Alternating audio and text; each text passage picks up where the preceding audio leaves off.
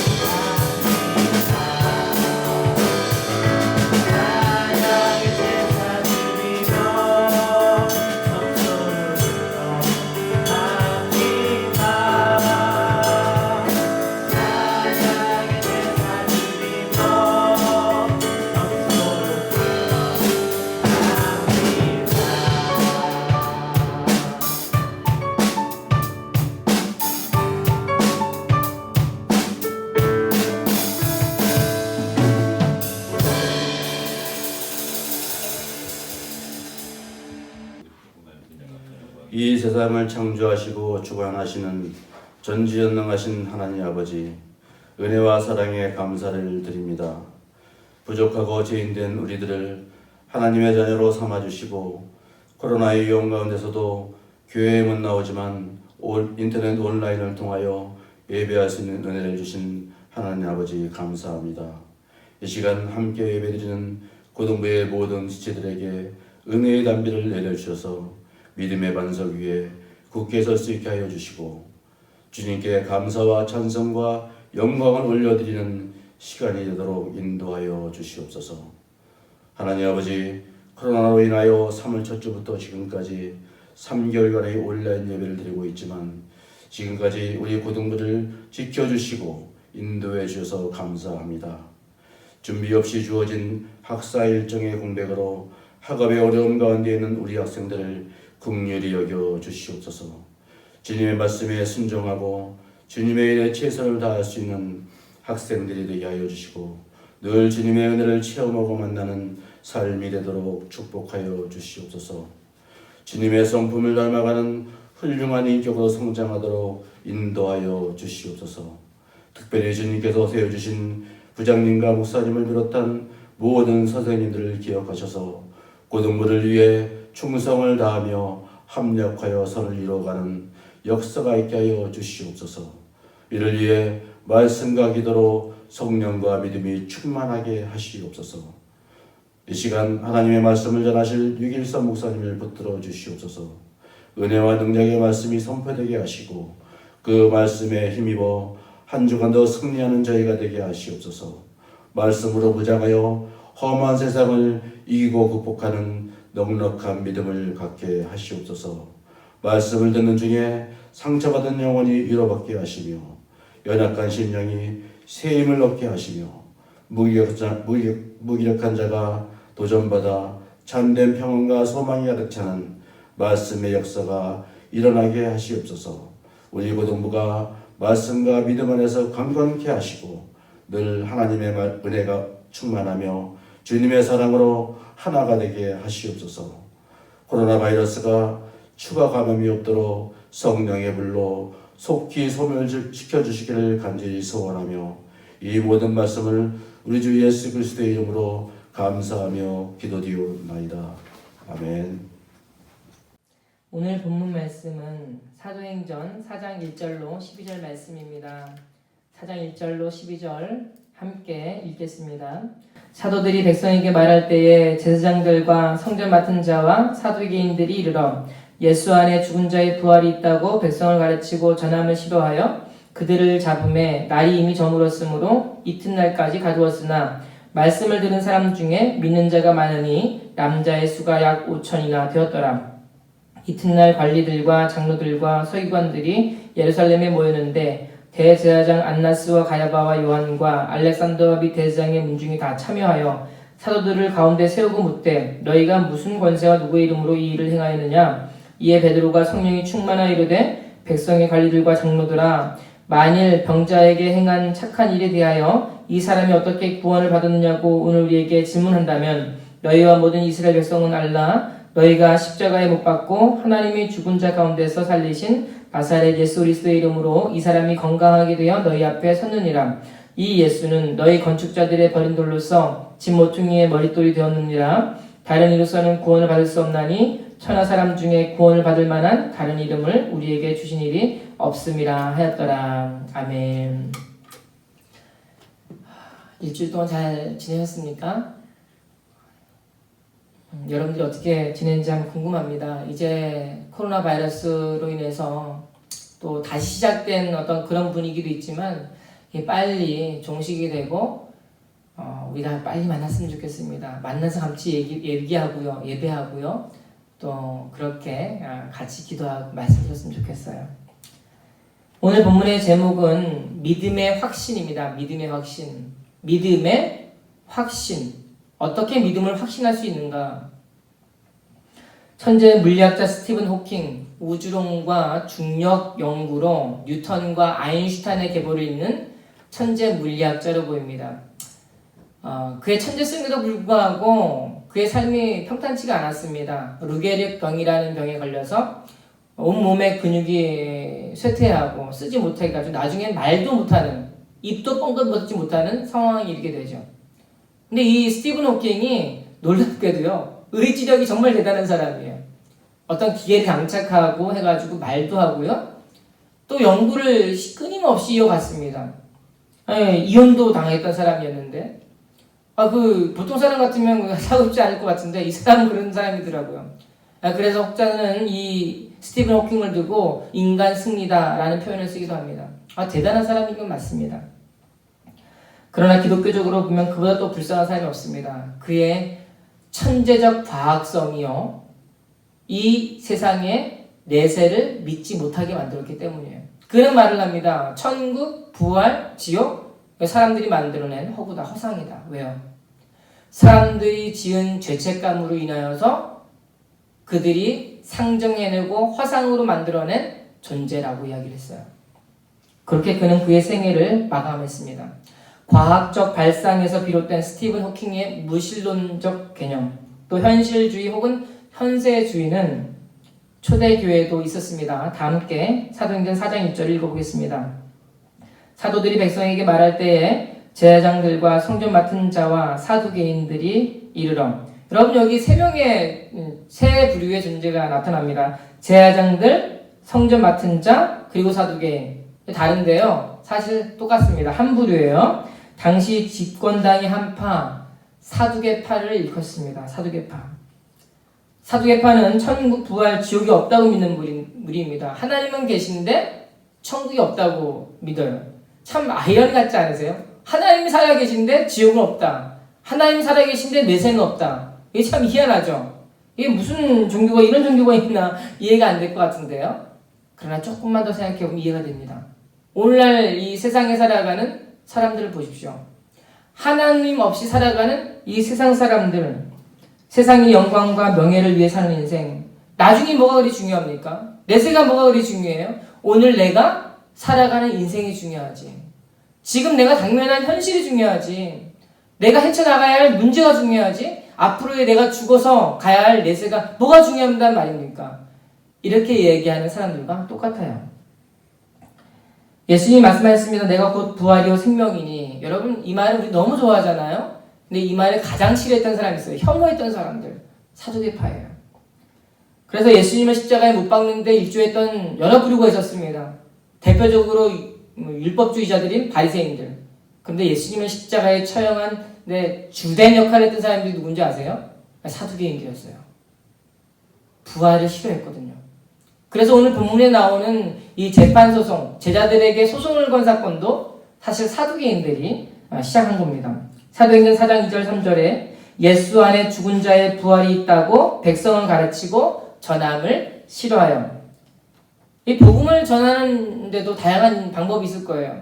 예수를 믿으면 병에서 자영을 얻습니다. 마음이 평안해집니다. 삶이 기쁩니다. 죄의 용서함을 받습니다. 다양하게 전했을 겁니다. 제자들도. 근데 제자들이 가장 강조했던 게 뭔지 아세요? 예수를 믿으면 부활한다. 그럼 제자들이 그걸 몰랐을까요? 예수님을 십자가에 못 박게 죽게 한 사두개인들의 위협을 몰랐을까요? 자기가 그렇게 복음을 설교하면 이 사두개인들이 자신들을 가만두지 않을 거라는 걸 몰랐을까요? 알았습니다. 마치 어긋장을 긋는 듯한 모습으로 비춰지죠. 부활을 증거하는 거예요. 그 한편에서는 부활이 없다 하고 사두개인들, 한편에서는 부활이 있다고 하고 제자들. 뭐예요?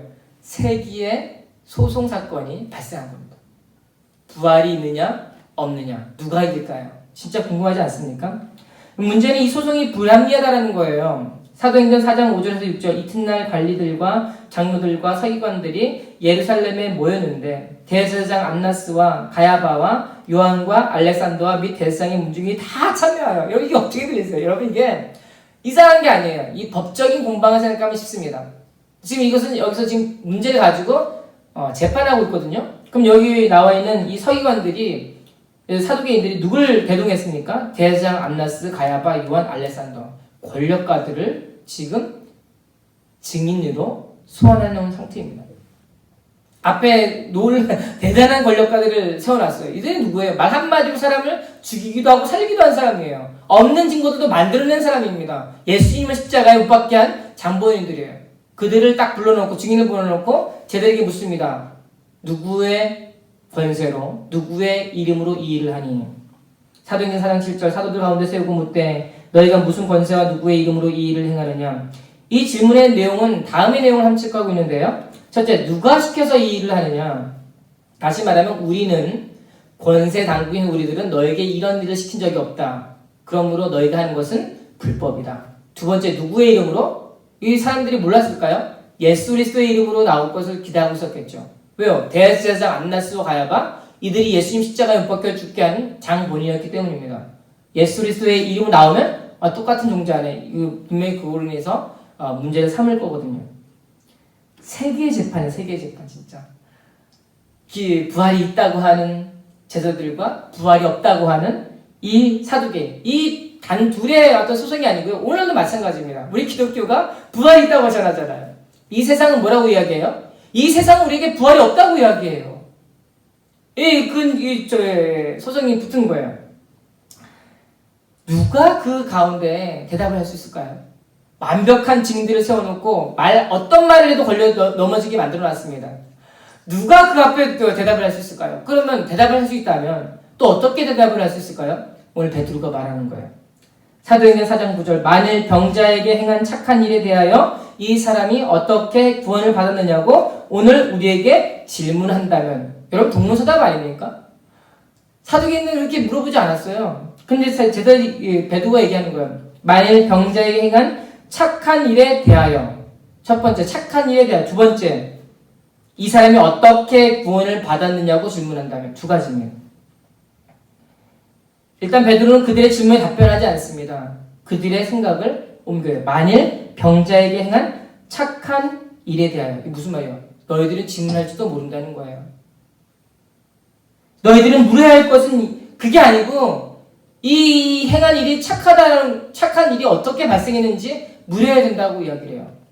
누가의 권세로 누구의 이름으로 이게 니들이 궁금해야 될 게 아니고 진짜 궁금해야 될 거 이 병든 사람이 어떻게 나았느냐라고 물어야 된다는 거예요. 이게 기본 아닙니까? 이 기본적인 질문도 하지 못하고 있다고 지금 베드로는 역으로 반박하고 있습니다. 사두개인들은 안진뱅이인가 고침받은 사건에 전혀 관계가 없습니다. 40년 동안 태어나서 한 번도 걸어보지 못한 인생이 걷는 것에 대한 의미가 무엇인지 생각할 필요가 없는 사람들이에요. 소망 없는 인생에 한 줄기 빛이 임했던 그 사람의 삶에 나았던 말던 죽던 살던 상관이 없는 사람들이었어요. 설령 기적이 일어났다고 해도 그것은 우연에 불과했었습니다. 베드로는 그들의 어리석음을 재진술하는 질문으로 지적하고요. 그 다음 병이 나은 증거를 두 가지로 제시합니다. 이게 진짜 중요합니다. 병이 나은 증거를 두 가지로 제시합니다. 첫 번째, 말씀드렸던 것처럼 걷지 못한 사람들이 일어나지 않았느냐. 여러분 이것보다 현실적인 증거가 어디 있습니까? 눈에 보이잖아요. 이게 살아있는 증거 아닙니까?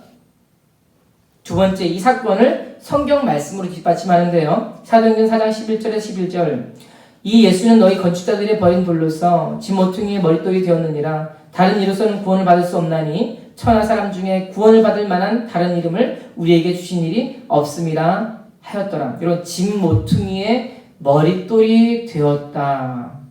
이 사람을 살리는 구원의 기초와 반석이 되었다. 누가요? 예수님이.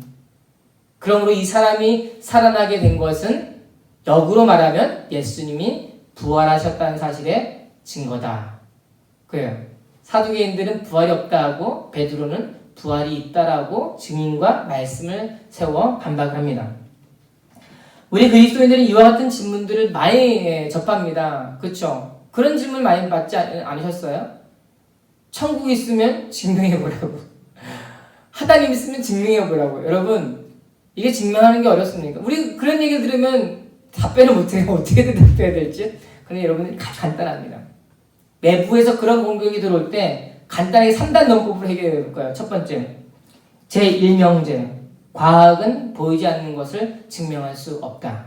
제2명제. 천국은 눈에 보이지 않는다. 그러므로 결론. 과학은 천국을 증명할 수 없다. 이거 간단하잖아요. 과학이 어떻게 천국을 증명합니까? 과학과 증명이라는 단어와 천국은 사실 상반된 개념입니다. 그런 더 큰 문제는 내부에서 들어오는 공격이 문제가 아니에요. 그런 질문을 들었을 때 우리 내부에서 발생하는 의심입니다. 들어보니까 진짜 우리가 천국을 본 적이 없는 것 같거든요. 어렸을 때 여러분 주일학교 때 어땠습니까? 율동 따라하면 갑자기 하나님을 찬양하고요, 노래하고 율동도 막 이렇게 하면서 찰따라했잖아요. 사춘기가 되면서 머리가 커집니다. 이성이 발전해요. 발달해요. 대학교에 가보세요. 이성적으로 점점 생각하게 되는 거예요. 초등학교 때는 뭐 그렇게 생각 안 했는데 그런가 보다 했어요. 근데 내 머리가 자꾸 돌아가면서 발달하면서 이성적으로 생각해 보니까 진짜 천국이 있는 거야 없는 거야. 이성적으로 천국을 증명할 수 없어요. 또 그런가 하면 체험으로 증명하려고 할 때도 있습니다. 체험으로. 막 어떤 사람들 보니까 예수 믿는 사람들은 막 은혜가 있고요, 기쁨이 있고 막 뜨겁거든요. 뭐 찬양하고 내가 예수님 만났다고 얘기하고요, 막 간증하는데요. 나의 삶을 보면 뭐 간증할 게 없는 거예요. 어렸을 때부터 엄마 아빠 따라서 교회 간 게 다예요. 생각해보니까 교회 가서 듣다 보니까 그냥 세뇌된 거 아닌가 이런 생각. 나도 뭔가 뜨거운 체험이 있어야 되는데 없는 거예요. 그래서 자꾸 은사를 구하고 이상한 어떤 신비주의 체험을 구하는 친구들도 있습니다. 여러분, 근데 그렇게 해서 확신할 수 있는 게 아닙니다. 체험을 했다고 해서 어떤 내 안에 변화 보이지 않는 어떤 신비적인 체험을 했다고 해서 그것이 나의 믿음을 확신할 수 있는 근거는 아니라는 거예요. 여러분, 우리는 어떻게 예수님의 부활을 알고 우리의 믿음을 확신할 수 있습니까? 오늘 베드로가 제시해 주잖아요. 첫 번째 뭐라 그랬죠? 안진뱅이 일어났습니다. 다 아는 사실이지. 우리 봤습니다. 안진뱅이 일어났어요. 더 중요한 사실은요, 성경 말씀을 인용하면서 증거했어요. 이게 일어나게 된 이유는 구약에 예언된 예수 그리스도, 그분 집모퉁이의 모퉁이 돌이 되신 그 예수님, 건축자가 버려버린 그 모퉁이 돌이 집에 반석이 되었던, 머릿돌이 되었던 그 사건을 통해서 가능했던 것이라고 베드로가 풀어 설명하고 있습니다. 다시 말을 해볼까요? 좀 신학적으로 얘기해 볼게요. 성경 말씀을 신학적으로 바꿔 말하면 부활이 있다고 가르치는 계시로서의 성경과 그리고 그 사실이 맞다는 것을 증명하는 성령의 역사로 발생한 내 믿음의 주관의 확신입니다. 천국이 있다고 가르치는 객관적 계시로서의 성경과 그 사실을 성령의 역사로 인해 주관적으로 받아들이는 믿음이다. 여러분, 그래서 우리가 확신할 수 있는 거예요. 내 이성으로가 아니고요, 내 경험으로 아니고요, 견해로 아니고요, 내 이상한 체험도 아니고요, 성경이 말하고 있기 때문에 나는 확신할 수가 있는 거예요. 여러분, 우리는 예수 그리스도를 믿는 사람이고 여러분들은 구원받은 사람입니다. 어떻게 확신할 수 있어요? 성경이 증언하기 때문입니다. 1517년 루터는 비텐베르그 교회 성벽에 95개의 신조 벽보를 붙였습니다. 95개의 신조에서 루터는 연재부 판매는 성경에 이배된다고 주장하고요, 이신칭의 교리를 주장했어요. 즉 공로로 구원받는 게 아니고 믿음으로 구원받는다. 그래서 벽보를 붙이고요, 자신의 주장에 토론할 사람이 있으면 나와보라고, 토론 한번 해보자고 이야기한 거예요. 쉽게 말하면 학술회를 초청한 것이죠. 그 소식은 2주 만에 독일 전역에 퍼졌고요. 그 결과 어떻게 됐을까요? 루터는 교황청으로 소환됩니다. 가면 죽어요. 루터는 다른 제자리 말렸어요. 가지 말라고. 루터는 갑니다. 갔어요. 가서 이 교황이 네 말 철회해라고. 철회하면 내가 네가 했던 거 모두 다 봐줄게. 루터가 고민을 했어요. 무섭잖아요. 그거 처리 안 하면 파형당합니다. 루터가 어떻게 했을까요? 고민했어요. 고민하고 고민했는데요, 부인할 수 없는 사실, 이신칭의 교리를 성경이 맞다고 이야기하기 때문이라는 거예요. 성경 말씀이 그렇게 하는데 어떻게 그걸 부인합니까? 부인하지 않았습니다. 저는 여러분, 성경의 그 이신칭의 교리, 루터가 이야기했던 이신칭의 교리 새 게 아닙니다. 새로운 게 아니에요. 이미 사도 바울이 얘기하고 있잖아요. 복음이 바로 이신칭의 교리 아닙니까? 근데 그게 맞다고 우리가 어떻게 확신해요? 여러분, 성경이 이야기하고 있어요. 성경이. 하나님께서 말씀하고 계시기 때문입니다.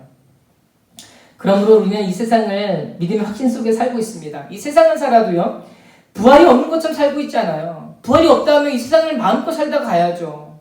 왜 그렇게 스티븐 호킹처럼 그렇게 힘들게 살아야 됩니까? 이 세상을 평안하게 누리며 살아야죠. 천국이 없는데요. 그러나 우리는 그렇게 하지 않아요. 지옥도 있고요, 천국도 있는 거예요.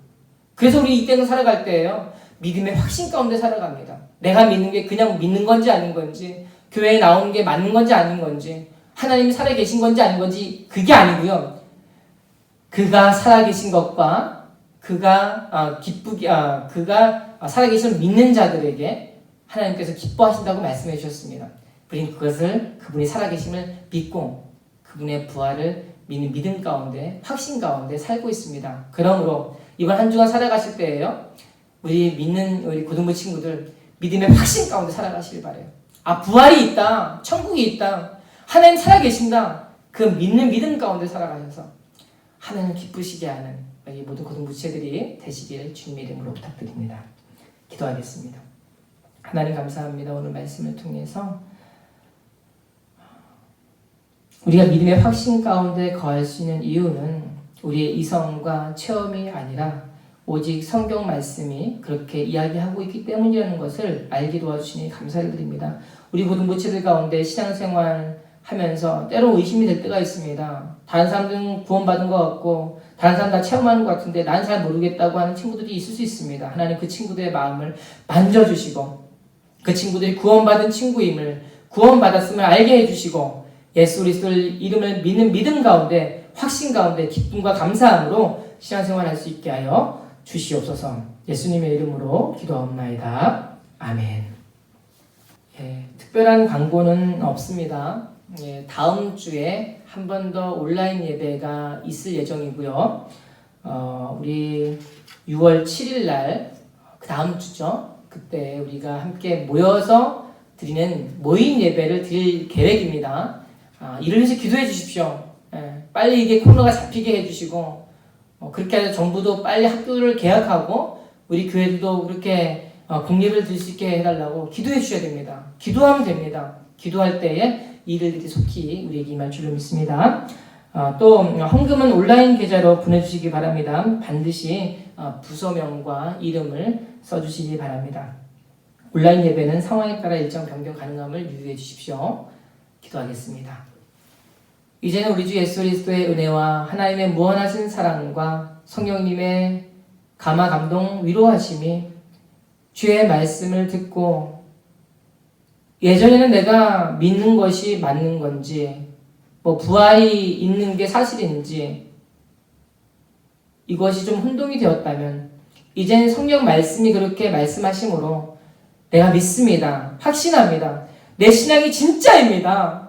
내가 하나님을 진짜 믿습니다. 이러한 기쁨과 감사와 열정 가운데 살아가기로 결단하고 다짐하는 우리 고등부채들과 그들의 학업과 그들의 계약과 또 가정과 부모님들 온 가정 위에 이제부터 영원토록 함께 계실지어다. 아멘.